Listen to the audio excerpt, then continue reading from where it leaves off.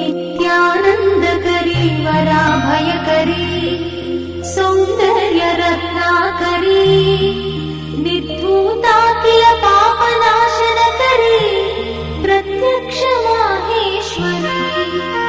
प्राणेयाचलवंश पावनकरी काशीपुराधीश्वरी भिक्षां ते